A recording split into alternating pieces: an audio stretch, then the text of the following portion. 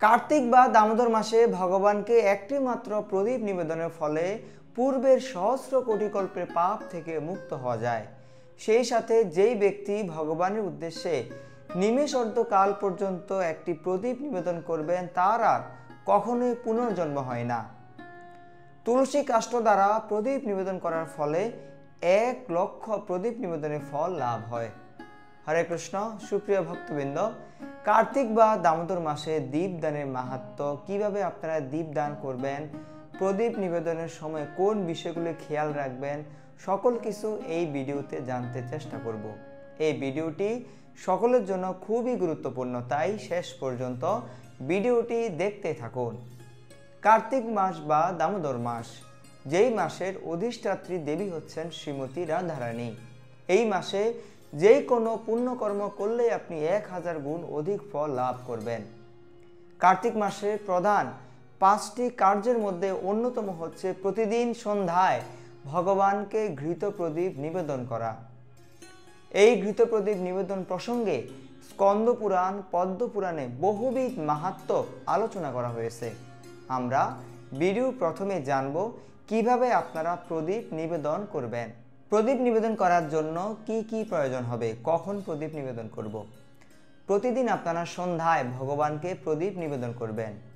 প্রতিদিনের মতো যথারীতি ভগবানকে সন্ধ্যায় সেবা পূজা দেওয়ার পর তারপর আলাদা করে আপনারা ঘৃত প্রদীপ ভগবানের উদ্দেশ্যে প্রজ্বলন করবেন, ভগবানকে নিবেদন করবেন। অনেকে আছেন যারা অফিসে থাকার কারণে সন্ধ্যায় ভগবানকে নিবেদন করতে পারবেন না। আপনারা বাসায় আসার পর পরিষ্কার পরিচ্ছন্ন কাপড় পরিধান করে তারপর ভগবানকে ঘৃত প্রদীপ নিবেদন করতে পারেন। তবে অবশ্যই পরিবার এবং পরিজন সহ ঘৃত প্রদীপ নিবেদন করবেন, কোনোভাবেই মিস করবেন না। প্রতিদিনই এই ঘৃত প্রদীপ নিবেদন করবেন। প্রদীপ নিবেদন করার জন্য কি কি লাগবে? নিবেদন করার জন্য আপনার লাগবে হচ্ছে ঘি অথবা তিলের তৈল। ঘি দ্বারা ভগবানকে প্রদীপ নিবেদন করতে হয়, ঘিয়ের বিকল্প হিসেবে তিলের তৈল ব্যবহার করতে হয়। অনেকে আছে যারা ঘি অথবা তিলের তৈল সংগ্রহ করতে যদি অসমর্থ হই, অর্থাৎ কোনো কারণে যদি ঘি অথবা তিলের তৈল ব্যবস্থা করতে না পারি, সেক্ষেত্রে অন্যান্য তৈল ব্যবহার করতে পারি, সরিষা তৈল ব্যতীত। তবে ঘি ব্যবহার করলে অতি উত্তম। এবার আসি পাত্রের কথা। কোন পাত্রে আমরা ভগবানকে প্রদীপ নিবেদন করব। প্রথমত মাটির পাত্র দ্বারা যে দীপ বা প্রদীপ প্রস্তুত করা হয় সেই পাত্র সংগ্রহ করতে চেষ্টা করব। সাধারণত ইস্কন মন্দিরগুলিতে গেলে আপনারা ছোট ছোট পাত্র দেখতে পান। মূলত ওই ছোট পাত্রগুলির মধ্যেই ভগবানকে প্রদীপ নিবেদন করতে পারেন। আর যদি মাটির পাত্র আপনারা সংগ্রহ করতে না পারেন, সেক্ষেত্রে কলা গাছের যে চামড়া রয়েছে বা যে কলার খোল আছে, সেই খোল দ্বারা আপনারা ছোট ছোট করে ওই খোলগুলিকে কেটে তারপর ওই খোলের মধ্যেও ভগবানকে প্রদীপ নিবেদন করতে পারেন।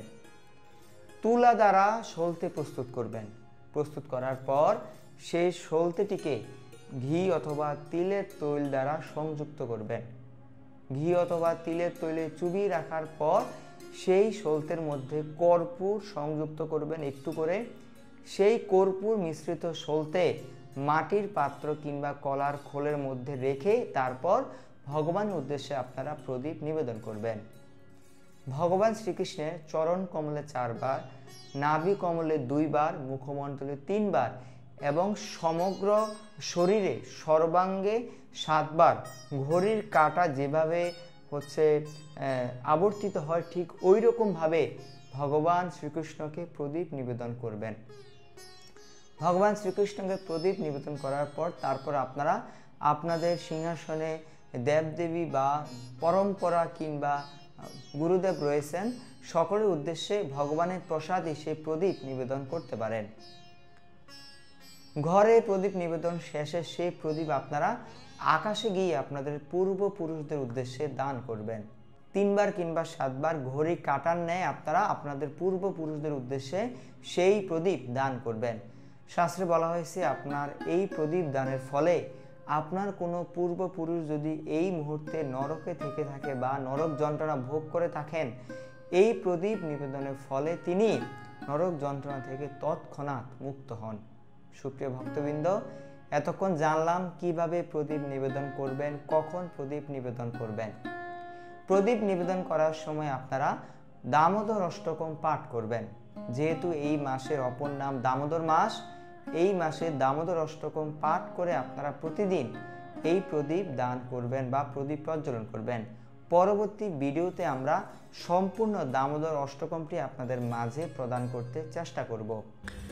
তুলসী কাষ্ঠ প্রদীপ নিবেদনের ক্ষেত্রে তুলসী কাঠে সলতে পেশি, ঘৃত বা তিলের তৈল এবং কর্পূর মিশ্রিত করে নিবেদন করবেন। যারা এই মাসে নিরামিষ গ্রহণ করছেন না তারা এই তুলসী কাঠে প্রদীপ নিবেদন থেকে বিরত থাকবেন। মাটির পাত্রের প্রতিটি প্রদীপ একবারই আপনারা ব্যবহার করতে পারবেন। এতক্ষণ গেল কিভাবে দান করবেন, কখন দান করবেন, কিভাবে প্রদীপ তৈরি করবেন।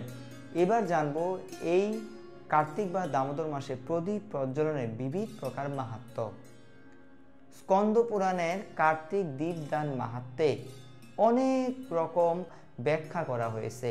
সেখানে বলা হয়েছে যে যেই ব্যক্তি এক নিমেষার্ধকাল অর্থাৎ এক মুহূর্ত সময় ব্যয় করে ভগবানের উদ্দেশ্যে ঘৃত প্রদীপ অর্পণ করবেন, তিনি তার সহস্র কোটি কল্পের পাপ থেকে মুক্ত হন।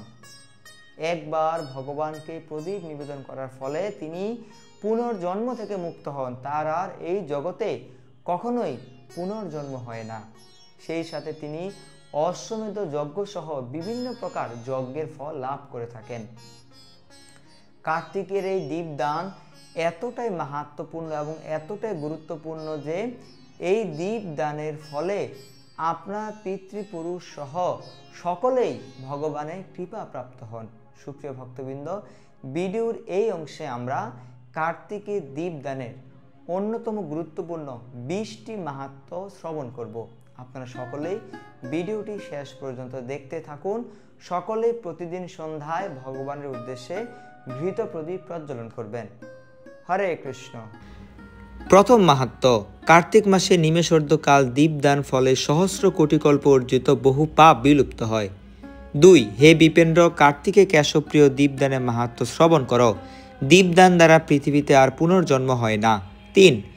কুরুক্ষেত্রে সূর্যগ্রহণে, চন্দ্রগ্রহণে, নর্মদাতে যে স্নান ফল কার্তিকে দীপদানে তার কোটি গুণ ফল লাভ হয়। 4. কার্তিকে যার দীপ ঘৃত বা তিল তৈল দ্বারা প্রজ্বলিত হয়, হে মুনিবর, তার অশ্বমেধ যজ্ঞে কি ফল? 5 নং মাহাত্ম্য, কার্তিকে জনার্দনের দীপদান ফলে মন্ত্রহীন, ক্রিয়াহীন, শৌচহীন সকলেই সম্পূর্ণতা প্রাপ্ত হয়। 6. কার্তিকে কেশবের অগ্রে যিনি দীপদান করেন তার সর্বযজ্ঞ দ্বারা যজন ও সর্বতীর্থে স্নান হয়। 7. কার্তিকে কেশবের যে পর্যন্ত দীপজ্যোতি প্রজ্বলিত না হয় সে পর্যন্ত পুণ্যসমূহ স্বর্গে, মর্তে ও রসাতলে গর্জন করে। হে দ্বিজ, পুরাকালীয় পিতৃগণ গাথা কীর্তিত হতে শোনা যায়, আমাদের কুলে পৃথিবীতে পিতৃভক্ত পুত্র জন্মগ্রহণ করবে। যে পুত্র কার্তিকে কেশবকে দীপদান দ্বারা প্রসন্ন করবে এবং চক্রপাণি প্রসাদে আমরা নিশ্চয়ই মুক্তি পাব। 10 নং মাহাত্ম্য, মেরু এবং মন্দর পর্বত সদৃশ অশেষ পাপসমূহ করলেও কার্তিকে দীপদান প্রভাবে সর্বপাপ দগ্ধ হয়, এতে সন্দেহ নাই। কার্তিকে বাসুদেবের সম্মুখে গৃহে বা আয়তনে দীপদানে মহাফল বৈকুণ্ঠ লোক প্রাপ্ত হয়। 12 নং মাহাত্ম্য, যিনি কার্তিক মাসে মধুসূদনে অগ্রে দীপদান করেছেন তিনি মনুষ্যলোকে জন্ম সার্থক করেছেন, তিনি ধন্য, তিনি কীর্তিমান। 13 নং মাহাত্ম্য, কার্তিকে অতি অল্পকাল মাত্র দীপদানের যেই ফল তা শতযজ্ঞ দ্বারা, তীর্থশত স্নান দ্বারা প্রাপ্য নয়। 14. সর্বপ্রকার অনুষ্ঠানহীন আর সর্বপাপরত হলেও কার্তিকে দীপদান প্রভাবে পবিত্র হয়, এতে সন্দেহ নেই। 15 নং মাহাত্ম্য, হে নারদ, ত্রিভুবনে এমন কোনো পাপ নাই যা কার্তিকে শ্রী কেশবের অগ্রে দীপদান দ্বারা শোধন করতে পারে না। 16 নং মাহাত্ম্য, কার্তিকে শ্রী বাসুদেবের অগ্রে দীপদান করে মনুষ্য সকল বাধা মুক্ত হয়ে নিত্যধাম প্রাপ্ত হয়। 17. যিনি কার্তিক মাসে কর্পূর দ্বারা দীপ প্রজ্বলিত করেন, বিশেষত দ্বাদশীতে তার পুণ্য তোমাকে বলছি। হে নারদ, তার কুলে যারা জন্মেছে এবং যারা জন্মাবে আর যারা বহু অতীতে যাদের সংখ্যা নাই তারা চক্রপাণি শ্রীকৃষ্ণের প্রসাদে দেবলোকে ইচ্ছামতো সুদীর্ঘকাল ক্রিয়া করে সকলে মুক্তি লাভ করবে। 18 নং মাহাত্ম্য আমরা জানব। হে বিপেন্দ্র দ্রুত ক্রীড়া ছলেও কার্তিকে শ্রী হরি মন্দির যে আলোকিত করে, হে মহাভাগ সে তার সপ্তপুরুষ পর্যন্ত কুলকে পবিত্র করে। 19 এবং 20 কার্তিকে বৈষ্ণব গৃহে যে মানব দীপদান করে তার সর্বদা ধন পুত্র যশ কীর্তি হয়। যেমন মন্থন দ্বারা সর্বকোষ্ঠী অগ্নি দৃষ্ট হন, সেইরূপ দীপদান প্রভাবে ধর্ম সর্বত্র দৃশ্য হন, এতে সংশয় নাই। হে বিপেন্দ্র নির্ধন ব্যক্তিও আত্মবিক্রয় করে কার্তিকে পূর্ণিমা যাবৎ দীপদান কর্তব্য।